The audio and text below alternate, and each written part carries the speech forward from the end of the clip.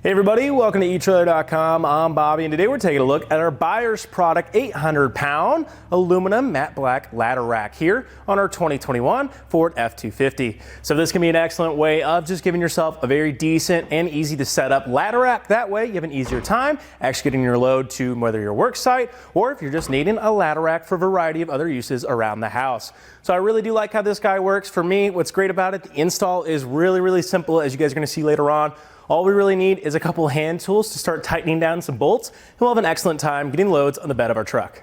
So I really do like this ladder rack. Again, like I said, that install is what really makes me like this one so much. However, you still got a pretty sturdy material here. It is made of aluminum, so it is going to be highly resistant to any kind of corrosion, which is excellent, and very lightweight. You can get this installed just by yourself, albeit just take it nice and slow. Otherwise, it can be a little wobbly, but really not too bad. What I like about that too, if we needed to take it down for any reason on the weekend, not going to be too hard to pop them off. Like I said, got that aluminum underneath. However, the black powder coat finish here, giving it a nice clean look. The one thing I'll say to that though, almost any black powder coat paint, and I'll kind of show you guys this later, is going to start seeing little scratches here on the top. That's just something that happens with almost any ladder rack because we have metal contact, the metal contact. Now, can we put a towel or a cloth on here all the time? Yeah, it's not really not going to look the best, but it's definitely doable, and that can be an excellent way of protecting that black powder coat. But again, underneath it we have that aluminum, so I'm not too worried about a corrosion starting from the top and spreading because the base material is going to be resistant.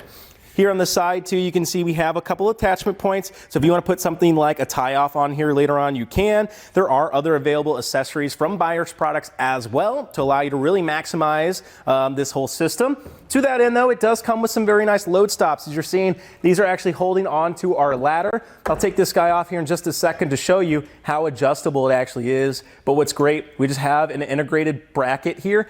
All I have to do, loosen that up, and then I can shift this load stop however I need, making it really quick and easy to actually secure all my load. Now to that end though, one thing about it, you can see that bracket is going to actually run right into this post here.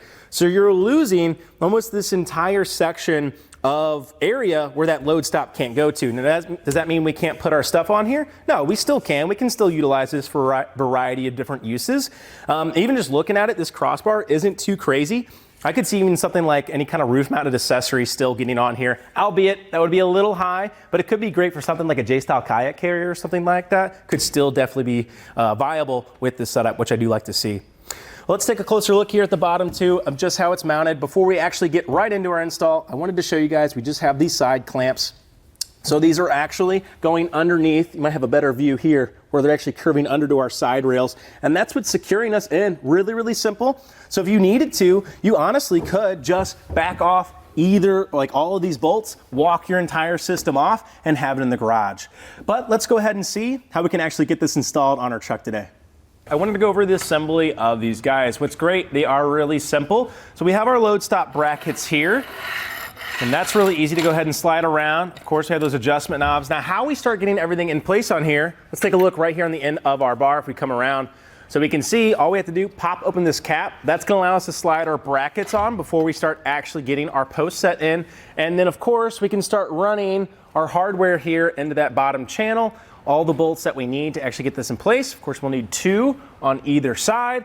Now, there are gonna be some other attachments available here at eTrailer.com as well. So if you guys are looking at those, again, just need to slot them right there on your end cap. But then when we actually have our bolts in place, we just need to grab our included hardware, and it's really simple to simply slot these bolts in, hold this in place, and then to briefly or lightly secure them. We don't need to tighten them down all the way because we still actually need to get the clearance on either side of our vehicle in order or in line before we tighten it all in place. But once we have this all assembled, it's really simple, takes almost no time at all, which is really nice for a ladder rack. We simply need to get it installed on our vehicle. You might want a second pair of hands. It definitely is doable by yourself. Let's go ahead and see how we get it installed.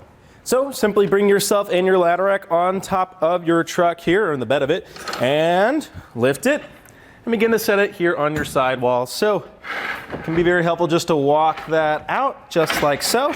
And what I'm also looking for here is making sure I'm getting as much contact on it as I can.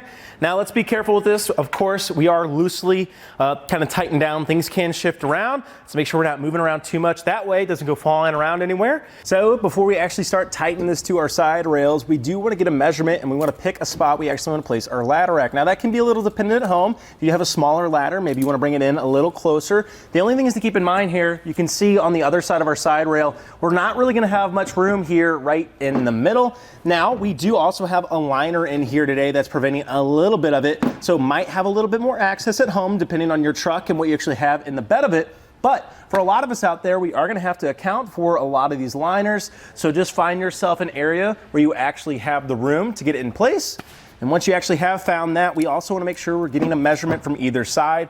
So I'm going to be simply putting it at about 1.25 inches from my stake pocket here. I simply need to grab our included hardware as well. These little shelves are going to be going to that side rail underneath it. Place it right there underneath, slot it up. Take your flat washer first, then your lock washer, and then we're going to be tightening this down. So we do want to go ahead and secure this pretty well. We don't want this flopping around, moving on us. We can hand tighten it at first. Get our other side. Now we are going to need a 3/4 inch socket, and all we have to do is simply tighten these down. And that way they're nice and secure. Now we don't need to go too crazy on these guys because we don't want to be affecting our side rail, but we do want it nice and secure.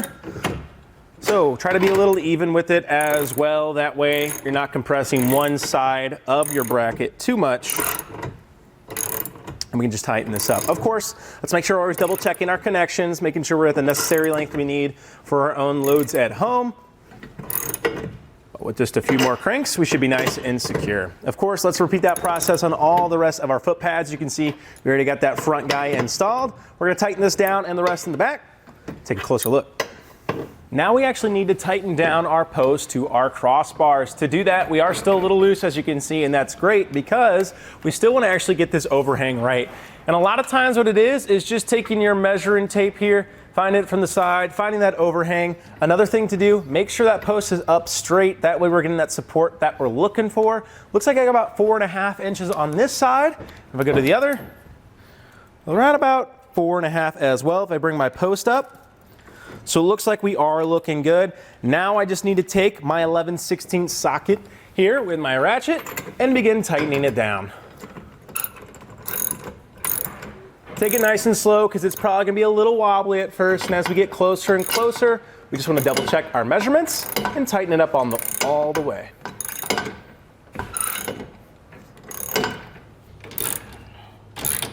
Well, and just like that, we're nice and installed. All we need to do, double check all of our connections here, making sure we're secure on all of our points of contact. Last thing, of course, is to set your load stops where you want them. That way you can throw up all of your load on the bed of your truck. We're ready to rock and roll. Well, as we saw, that install doesn't really take too much time, and especially I think the more and more you do it, it's probably gonna get easier and easier, which is great. Love that I can quickly take those off if I need to and simply store it somewhere in the garage, and they're really, really lightweight. Super easy to just one hand and walk into the bed of your truck and then get on it and start mounting up, which I do love to see. Again, the load stops are great. I love that they're adjustable, allowing me to quickly move my load however I need to. Again, you are seeing a little scratches here on the top, but that's almost anything you see with any ladder rack. Really the only way to avoid those kind of gray marks is to get yourself like a silver or gray ladder rack, that those blemishes are gonna kind of hide themselves better. But I think this still looks great. You know, not everybody's gonna be in the bed of your truck looking down at it like we are. Probably gonna be on the side of it, and it's still gonna look really clean from the outside. One little thing about cosmetics though, these stickers, and I'm just gonna show you right here, are ready to fall off. As you can see, they're just kind of ready to go. Now I do like the Buyers Bulldog, it's super cool. Probably not gonna be the end of the world though once we lose these on the highway. I think a lot of us at home are probably just gonna take them off at the very end of the day. Now I really do like the system. Again, that install is a breeze and it just works. And for me, that's really what we're looking for with the ladder rack, as well as that 800-pound capacity. That's almost enough for any job out there, which is great. However, if you're looking for a ladder rack that can kind of double up for, you know, handling construction and any kind of load we need to bring up with us, and you want to have some fun on the weekends, you could look at something like the Yakima Outpost or Overhaul systems. Those are great ladder rack systems because, and especially that Outpost, it allows you to that overhaul allows you to actually change the positions of your ladder rack. So not only are we going to be stuck above our cab, I could drop it down and make it easier to get to my accessories. Overall though, I think the buyer's rack is going to be excellent for somebody just looking for a ladder rack that's going to get the job done and look pretty good doing it. Well, that about does it for our look here today at our buyer's product 800-pound aluminum ladder rack on our 2021 Ford F-250. I'm Bobby. Thank you for watching.